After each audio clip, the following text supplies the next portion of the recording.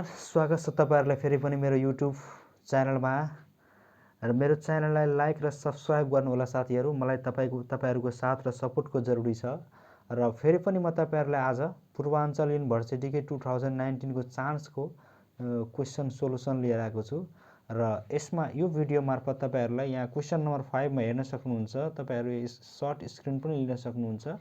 Question number define the following terms. यो अब तपाई जस्तै हाम्रो critical activities, yearless finish time, procedure, हैन। जस्तै draw a network diagram for the project activities and determine critical path, project duration, EST। यहाँ पनि हामीलाई 2019 को रेगुलर जस्तै क्वेशन सोधिएको छ है। हामीलाई अब यहाँसम्म पनि आइएफ सम्म निकाले भनेको छ हैन। त सिमिलरली हामीलाई अब यसरी एक्टिभिटी दिएको छ, एक्टिभिटी प्रोसिजर दिएको हुन्छ, ड्युरेसन मन्थमा दिएको छ ड्युरेसन है।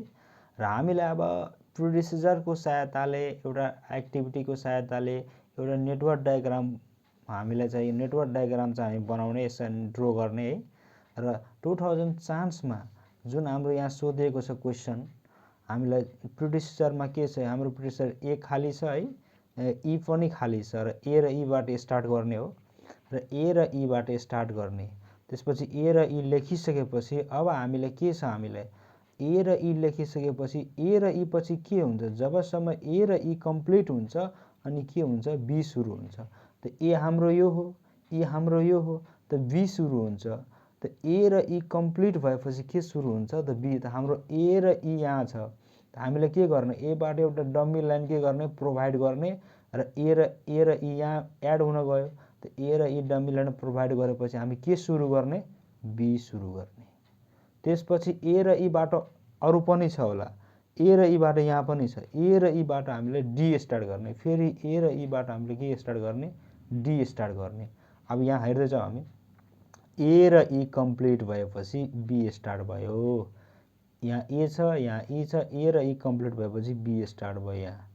त्यसपछि ए पछि ए कम्प्लिट भयो, सी, ए कम्प्लिट भयो, सी स्टार्ट भयो। त्यसपछि फेरि ए र ई पछि डी स्टार्ट हुँदैछ।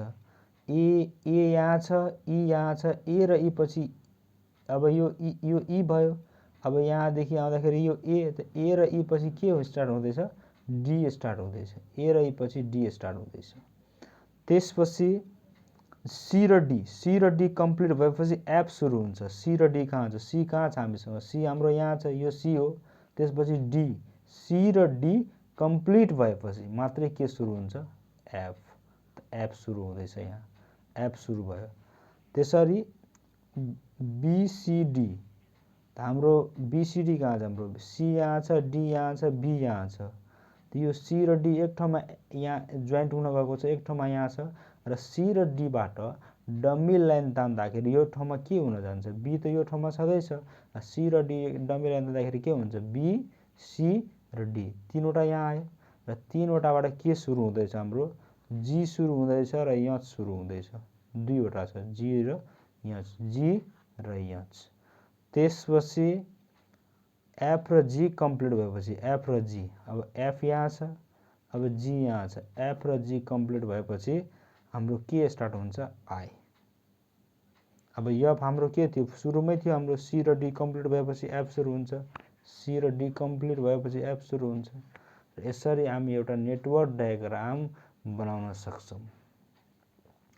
र अब सिमिलरली अब यो ड्युरेसनहरु र यो अब त्यसरी हामीले यो यस्तोमा कसरी भर्ने, मैले तपाईहरुलाई अघिल्लो भिडियोमा पनि तपाईहरुलाई मैले भनेकै छु। अब यो कसरी निकाल्ने हैन। अब त्यसै गरले हामीलाई चाहिँ अब यसको जुन हामीलाई दिएको हुन्छ है, यसको जुन हाम्रो छ यहाँ, यसमा हामीलाई धेरै छ, 1 2 3 4 5 6 7 8 9 10 11 वटा छ। र यति निकालिसकेपछि हामीलाई यहाँ हामीलाई दुईवटा हुन जान्छ, हाम्रो यो पनि हो एउटा, हाम्रो यो पनि हुन्छ एउटा है। अनि त्यसपछि एउटा यहाँ छ 20 मा, जस्तै 20 मा हाम्रो 20 एउटा आयो, 20 हैन। CP critical path, critical activities कुन हुन्छ, एडीजीआई, एडीजीआई एउटा क्रिटिकल एक्टिभिटीज हो र यसमा इडीजीआई यो पनि एउटा क्रिटिकल एक्टिभिटी। यो 2019 को चान्समा पूर्वाञ्चल युनिभर्सिटीमा सोधिएको क्वेशनको सोलुसन हो। र जसमा तपाईहरुले हेर्न सक्नुहुन्छ।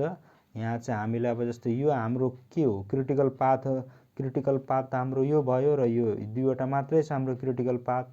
र यसमा तपाईहरुले जस्तै अब हामीलाई अब यो त थाहा छ हामी कसरी यो भयो 16 भयो भने डम्मी लाइनको जहिले पनि ड्युरेसन 0 हुन्छ।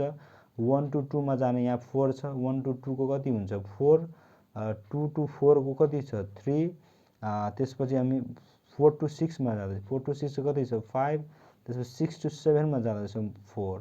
यो सबैले एड गर्दाखेरि कति हुन्छ 16। यो ड्युरेसनहरु एड गर्दै जानुपर्छ। जसको अब 20 आयो भने क्रिटिकल पाथ सीपी हुन्छ। यहाँ दुईवटाको 20 आएको छ भने दुईटै सीपी क्रिटिकल पाथ भयो।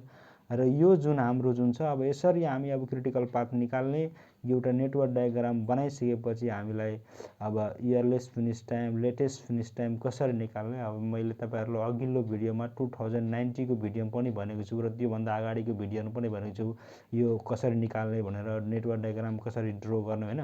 यसमा यो भिडियो पनि मार्फत मैले तपाईहरुलाई भने नेटवर्क डायग्राम यसरी ड्रा गर्नुपर्छ भनेर है। र खासै गाह्रो छैन, तपाईहरुलाई प्र्याक्टिस गर्नुस् तपाईहरु र जति प्र्याक्टिस गर्नुहुन्छ त्यति तपाईहरु नेटवर्क डायग्राम इजी हुँदै जान्छ है। त thank you for everyone watching this video. If you want to get any notification, please subscribe this channel. Again, thank you for everyone.